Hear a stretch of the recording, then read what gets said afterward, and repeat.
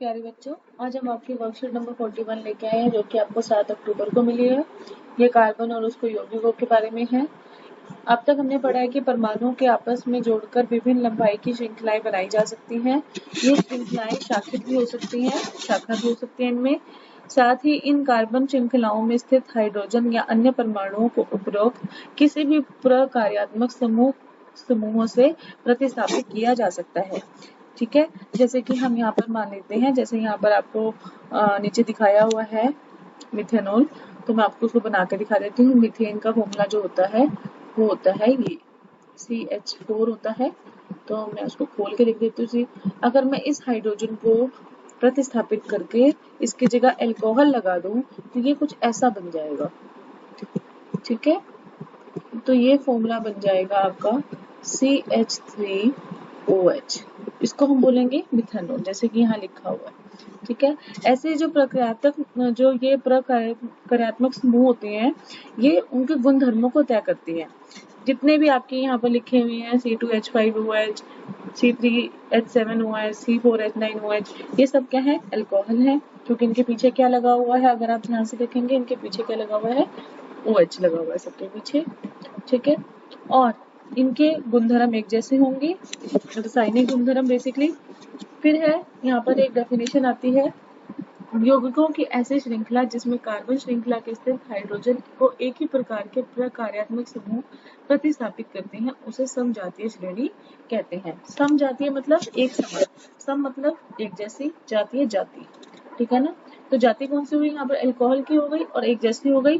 ठीक है, और हम यहाँ पर ध्यान देंगे तो अगर यहाँ पर यदि हम उत्तरोत्तर यौगिकों का सूत्र देखें, जैसे कि CH4, ठीक है, एवं C2H6, इन दोनों के अंदर किसका फर्क है? एक कार्बन और 2 हाइड्रोजन।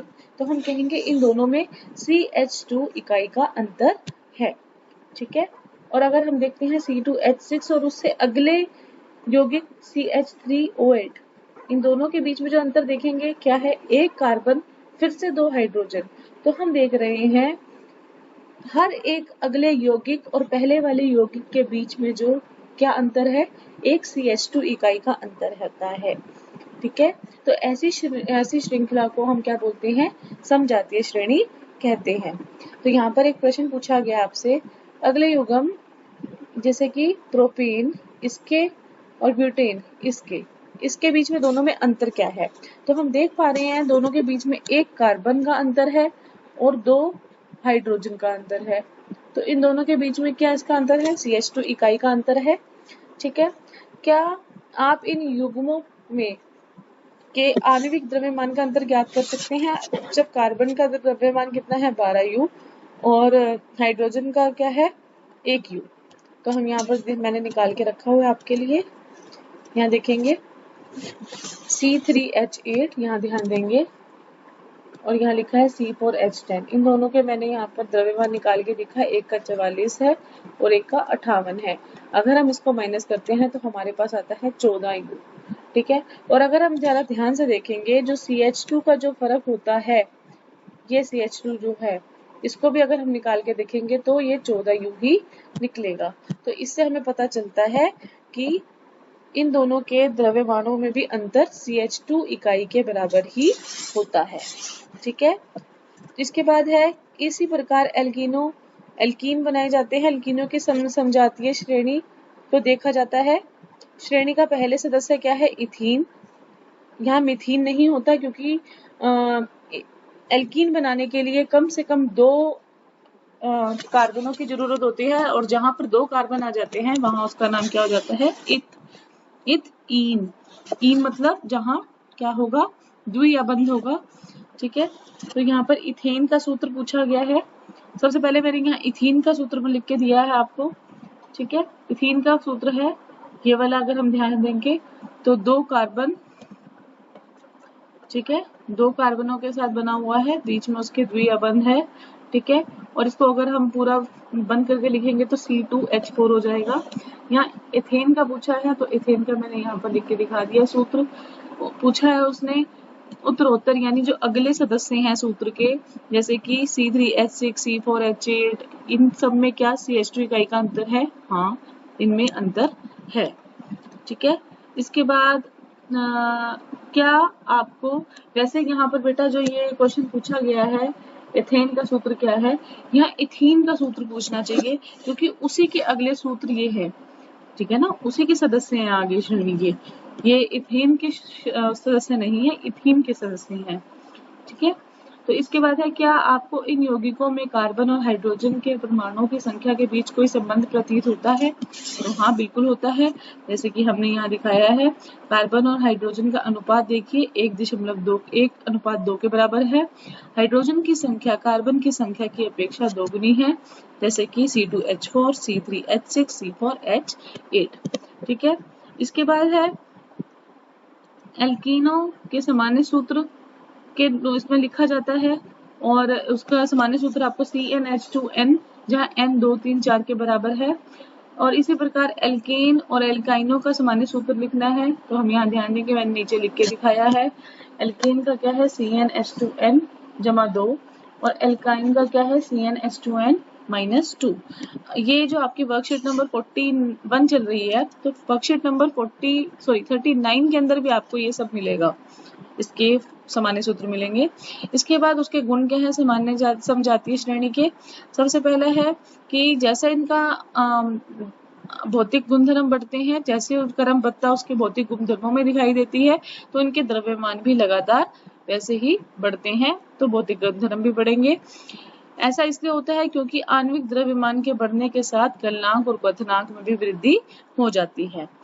किसी विशेष विलायक में विलेयता के ये भी क्रमबद्धता के साथ बढ़ती है, इसकी विलेयता बढ़ जाती है, किंतु पूर्ण रूप से प्रक्रियात्मक समूह के द्वारा सुनिश्चित किए जाने वाले रासायनिक गुण समजातीय श्रेणी में एक समान बने रहते हैं, लेकिन जो उनके रासायनिक गुण है वो एक जैसे रहते हैं, ठीक है। जैसे मैंने आपको वहां पर अल्कोहल दिखाए थे सारे के सारे, ये वाले, ठीक है ना।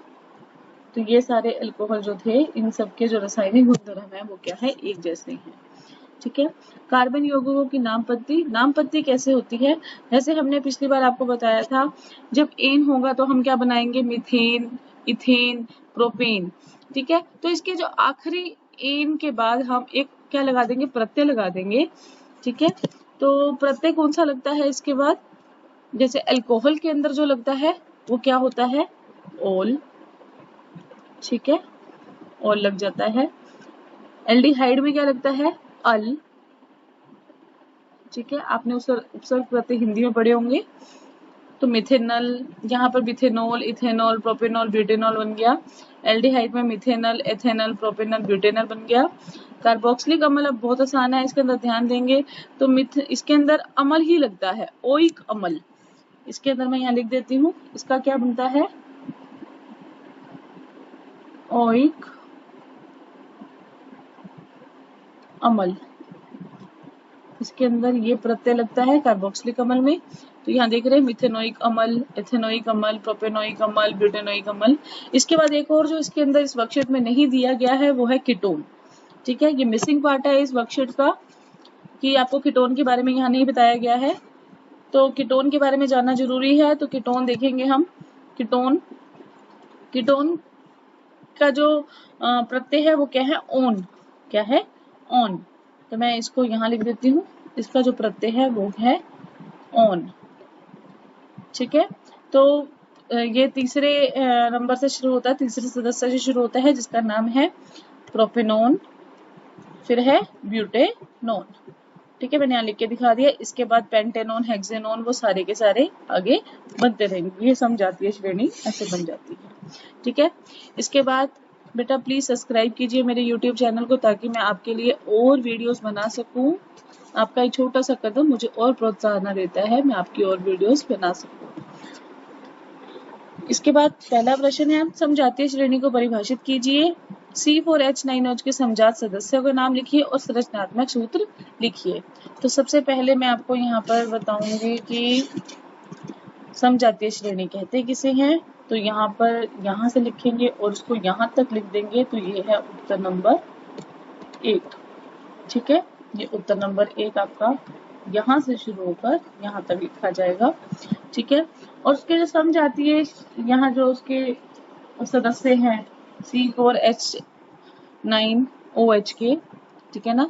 तो उसके समझातीय सदस्य मैंने यहाँ पर ये लिखे हुए हैं आपकी वर्कशीट में, ठीक है। तो ये भी उत्तर नंबर 1 में ही आएगा। इसके बाद जो उत्तर नंबर 1 के अंदर जो रह गया पार्ट वो ये है कि इसका नाम लिखिए और इसका संरचनात्मक सूत्र लिखिए। तो मैंने यहाँ संरचना बना के दिखा दी है। ये 4 कार्बन है, उसकी श्रृंखला है, इसके अंदर एक जगह क्या लगा हुआ है OH, जिसकी वजह से इसे क्या नाम मिला, ओल। I'm sorry. और 4 कार्बन की वजह से क्या नाम मिला, ब्यूटेन। तो पूरा नाम क्या बन गया, ब्यूटेनॉल, ठीक है। तो ये इसका संरचनात्मक सूत्र है, ठीक है। इसके बाद है कार्बन यौगिकों के एक समजातीय श्रेणी का सामान्य सूत्र मान लीजिए CnH2n है, तो इस श्रेणी के तीसरे और चौथे सदस्य का आणविक सूत्र लिखिए। तो आणविक सूत्र लिखना है, तो हम यहाँ देख रहे हैं सामान्य सूत्र अगर क्या है CnH2n है। अगर N 3 के बराबर हुआ तो हमारा जो फॉर्मूला निकलेगा वो क्या निकलेगा, C3H6, और अगर N 4 है तो हमारा निकलेगा C4H8। जो C3H6 है वो क्या है, प्रोपीन, ठीक है ना, और ये क्या है, ब्यूटीन, ठीक है बेटा। तो मैंने नाम आपको बता दिए हैं। इसके अलावा जो आपकी वर्कशीट में मैंने आपको समझा दिया जो कमी पेशी थी, इसके बाद जो वर्कशीट आएगी हम वैसे डिस्कस करेंगे। तब तक के लिए हंसते रहिए, मुस्कुराते रहिए और प्लीज मेरे इस यूट्यूब चैनल को सब्सक्राइब कीजिए।